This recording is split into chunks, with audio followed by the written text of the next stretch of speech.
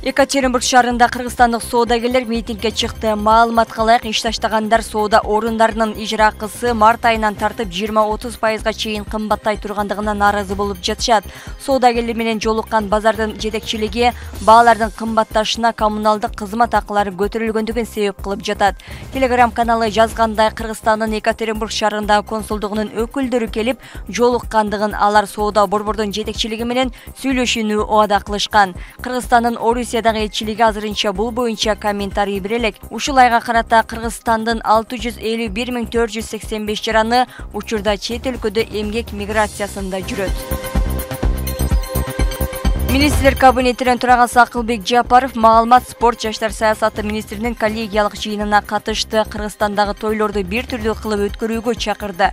Минкап башчысы тойдо жоосусуз жоруктар көбөйгөндүгүн белгилеген. Бала кайда төрөлсө, каада салттын баарын бирдей кылып берсеңиз, тушоо кесүү болобу, келин алуу, кыз узатуу баары бирдей өткөрүлсө, тамадалар тойлорду каалагандай кылып, ар бир үй бүлө аң сезимине, деңгээлине жараша өткөрөт.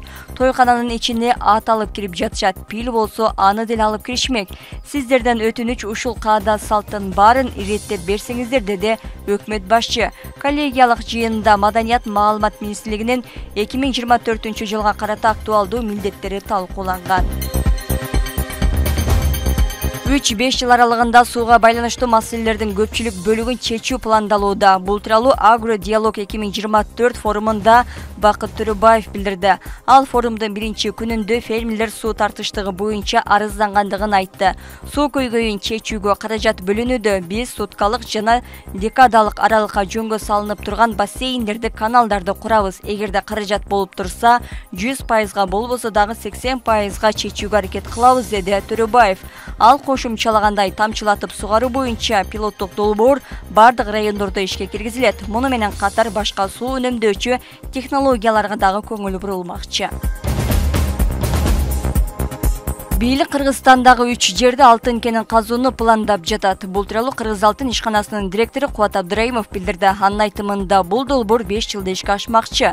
Алдыда алтын казыла турган жерлер Алай районундагы Каракала терек кени. Алтындын болжолдуу запасы 2,8 тонна. Байткендеги Чукуш кени чалгындоо иштери жүрүп жатат. Кемин районундагы Мироновка кени запасы 2,6 тонна. Абдыраимов аталган жер казыналарында кошумча чалгындоо жүргүзө турган тилкелер бар экендигин кошумчалаган. Алтын казуудан тышкары 2 кварц кенин иштетүүнү пландап жатабыз. Бүгүнкү күндө бизде керектүү кадрлар жана техникалык потенциал бар. Казармандан дагы көмүр казууну ниеттенебиз. Кышында Махмалгул компания ишканасынын жабдыктары толук кандуу иштетилбей жатат. Техниканы, кадрларды рационалдуу пайдалануу максатында биз башка жактан дагы көмүр казууну чечтик, деди ал. Кыргызстанда айыл чарба продукциясын кайра иштеткендер кеминде 50 000 тонна кум шекер экспорттоону пландап жатат. Бул тууралуу Агро-диалог 2024 форумунда Кошой заводунун директору Алмазбек Алтыбаев билдирди. Эскерте кетсек, ушул тапта Кыргызстанда 2 кум шекер заводу иштейт. Алтыбаевдин айтымында экөө биригип суткасына 7,5 000 тонна кум шекер чыгарат. Биринчи кезекте азык-түлүк коопсуздугун камсыздоого басым жасайбыз. Бул ички рынок үчүн 150 000 тонна жана экспорт үчүн кеминде 50 000 тонна кум шекер өндүрүү. Мындай көрсөткүчкө жетүү үчүн 1,2 миллион тонна кант кызылчасы керек, деди ал.